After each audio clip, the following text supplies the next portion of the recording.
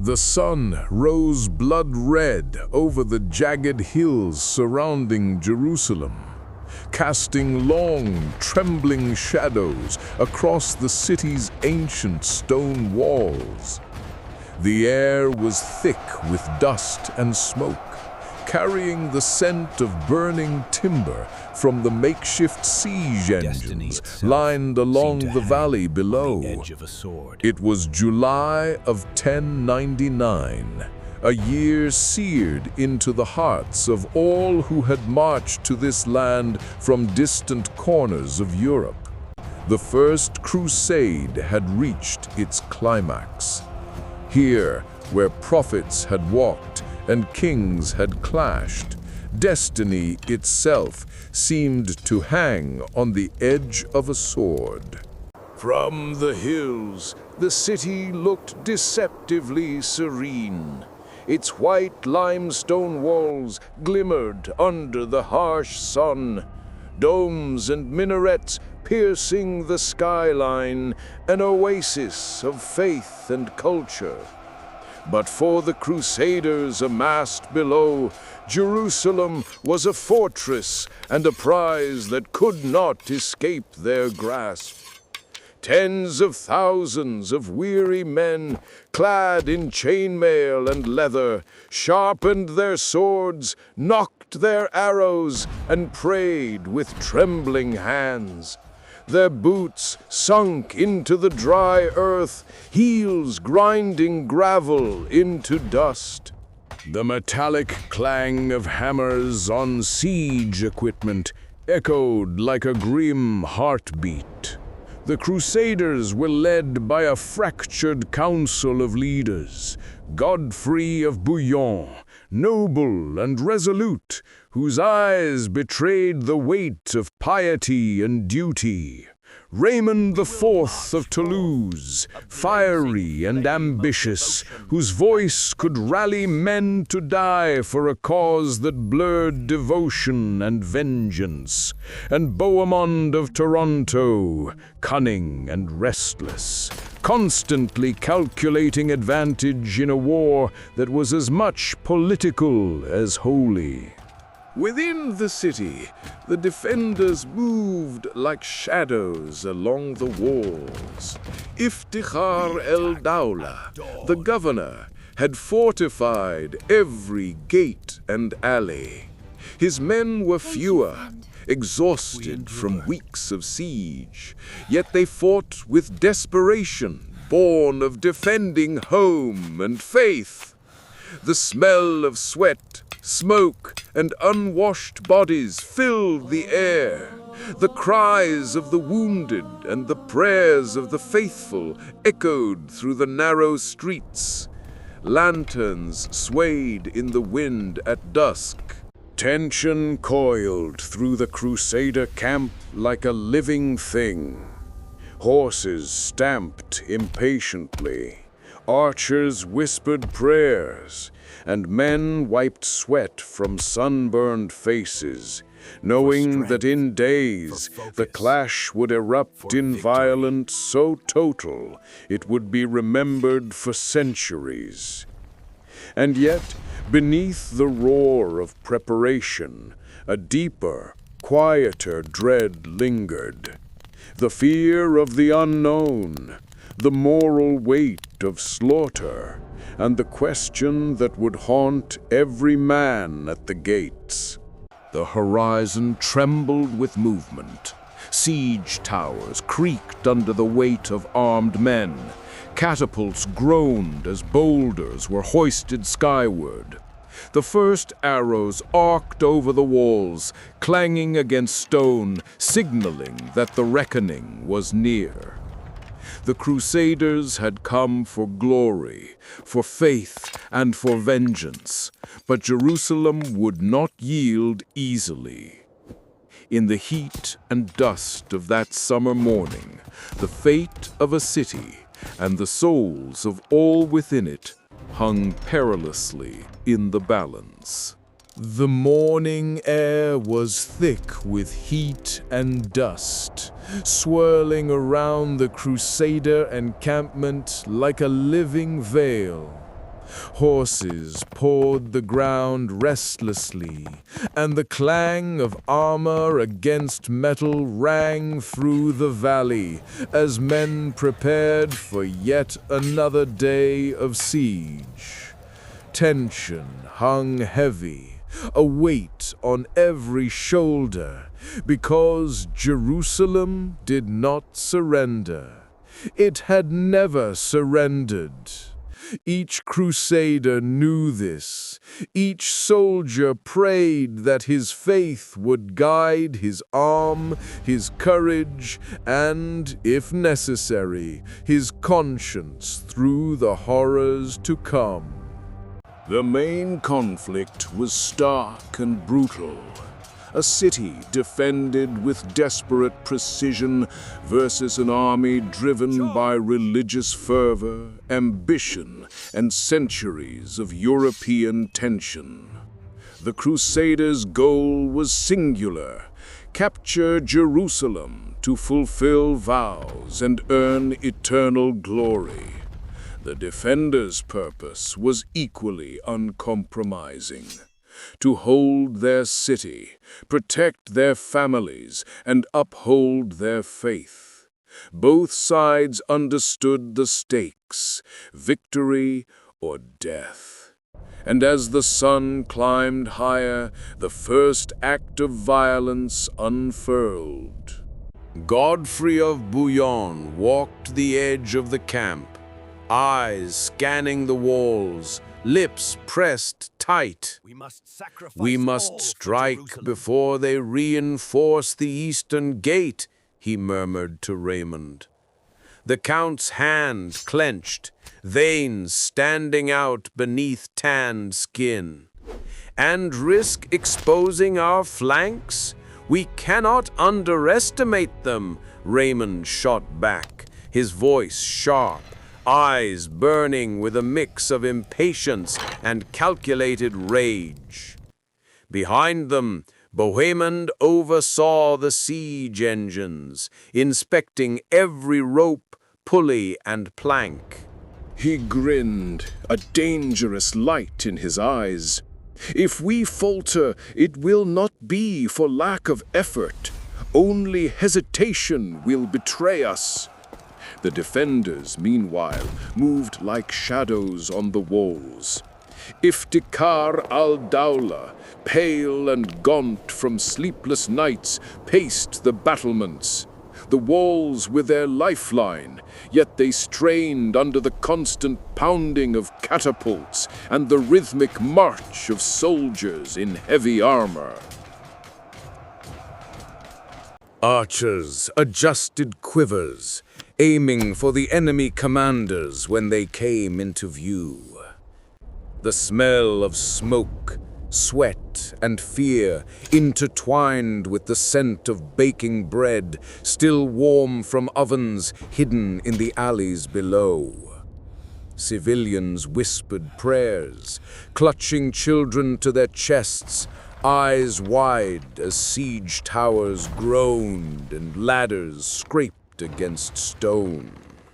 The first real obstacle came as the Crusaders attempted to scale the walls near the northern gate.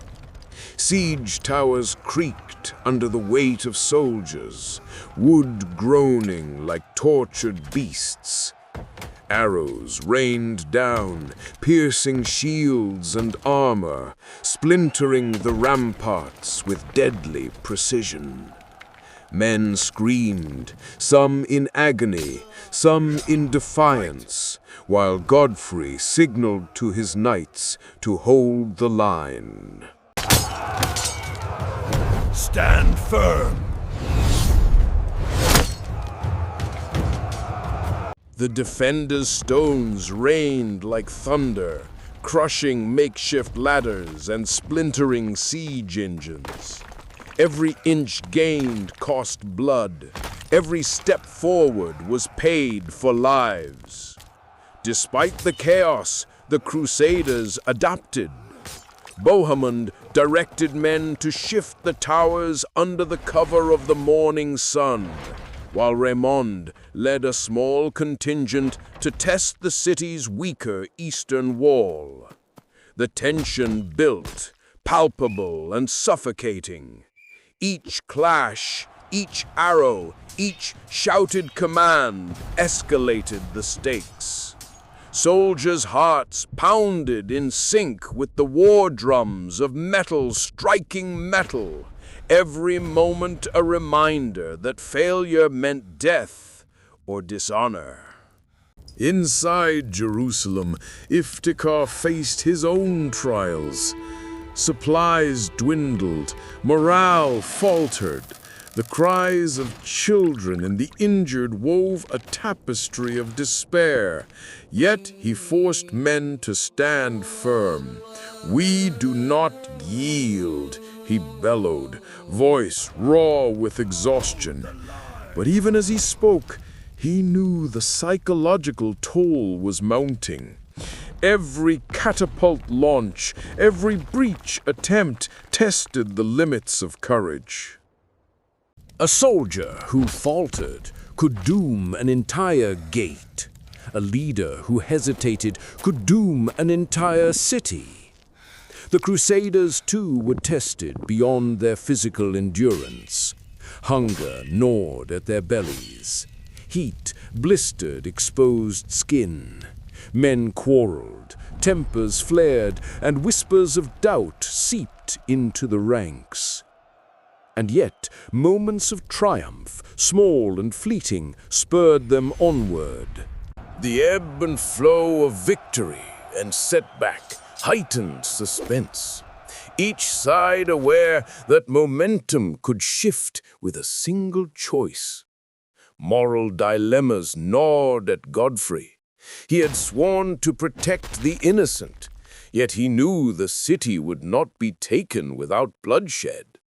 Each arrow loosed, each battering ram raised, weighed heavily on him. Was the cause just? Was faith enough to justify the carnage to come? In quiet moments, as the sun burned high and the cries of men echoed across the valley, these questions haunted him.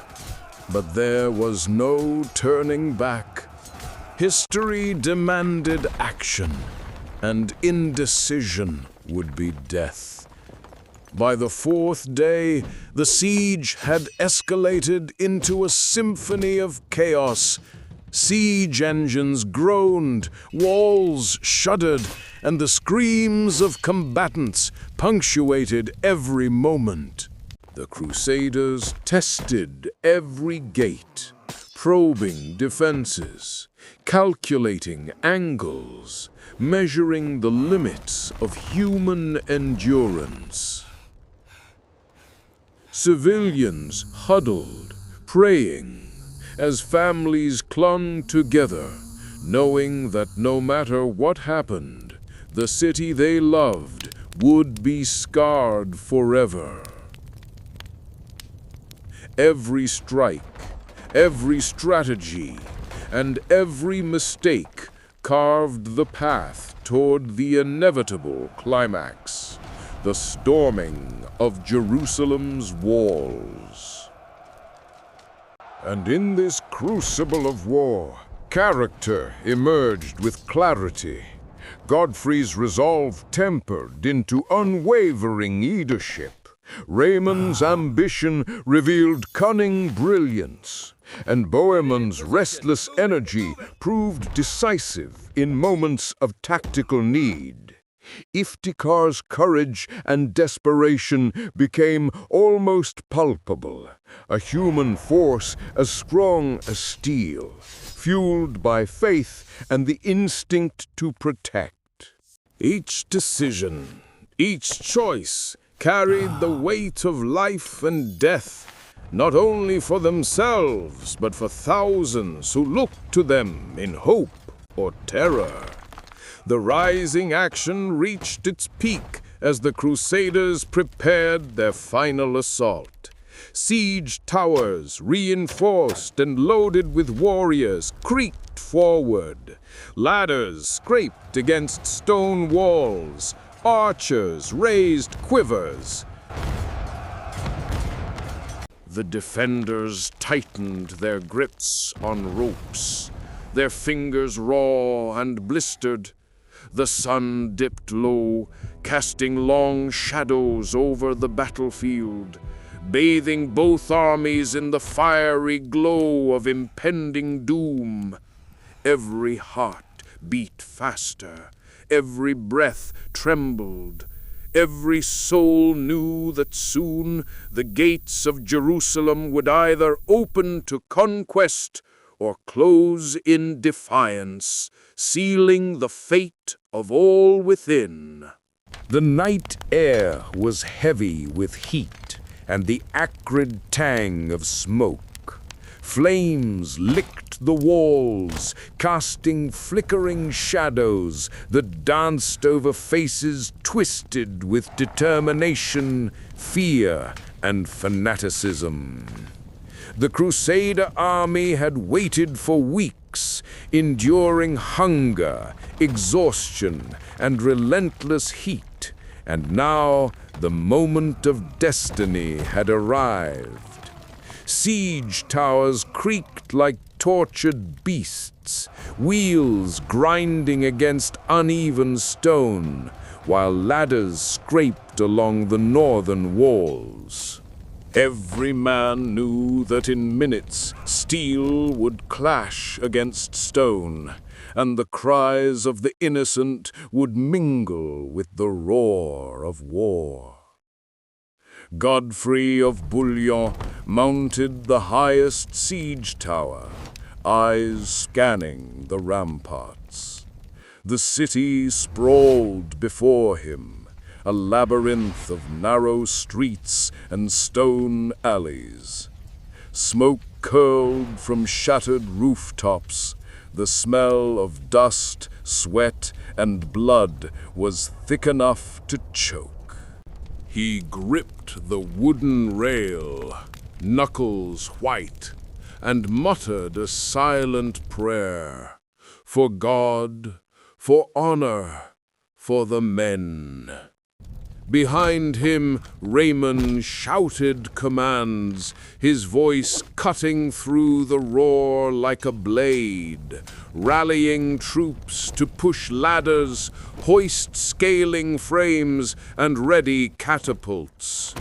Bohemond adjusted siege machinery with feverish precision, directing volleys of flaming arrows to clear the defenders from key walls.